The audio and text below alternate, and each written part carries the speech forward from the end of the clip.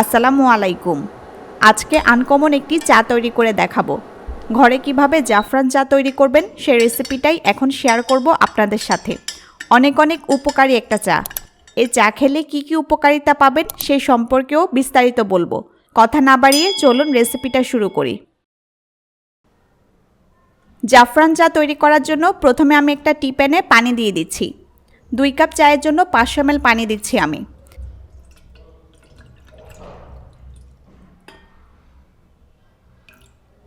এখন চুলার আঁচ হাই করে পানিটা ফুটে ওঠা পর্যন্ত অপেক্ষা করব।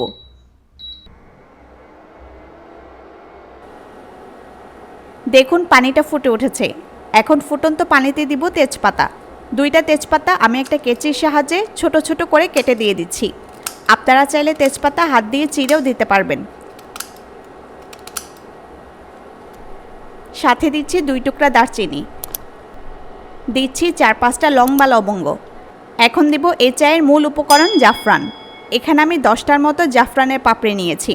জাফরান বেশি দিতে হয় না, দেখবেন এই জাফরান থেকে কত সুন্দর কালার ছড়াবে। এখন সবগুলো উপকরণ নেড়ে দিচ্ছি আর এভাবে সব উপকরণ পানিতে 5 মিনিটের মতো জাল করব।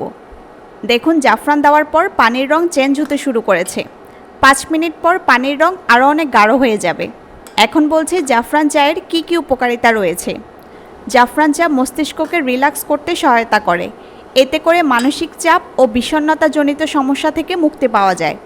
এছাড়া এভাবে জাফরান চা তৈরি করে খেলে আপনার স্মৃতিশক্তি বৃদ্ধি পাবে। জাফরান দৃষ্টিশক্তি উন্নত করতে এবং চোখের ছানি পড়া সমস্যা প্রতিরোধেও কাজ করে। এছাড়া হজম ক্ষমতা বাড়াতেও ভূমিকা রাখবে জাফরান চা। শরীরের বাড়তি মেদ ঝরিয়ে আপনাকে অনেক সতেজ করে তুলবে। এ ধরনের আরও অনেক স্বাস্থ্য উপকারিতা রয়েছে জাফরান চায়ে। সব কিছু দিয়ে আমি 5 মিনিট ফুটিয়ে নিয়েছি। দেখুন জাফরানের কারণে কালার কত চমৎকার এসেছে। আমাদের জাফরান চা মোটামুটি তৈরি। এখন আমি চুলা অফ করে দিয়ে চাটা নামিয়ে নিব। চাটা আমি একটা কাপে নিয়ে নিয়েছি।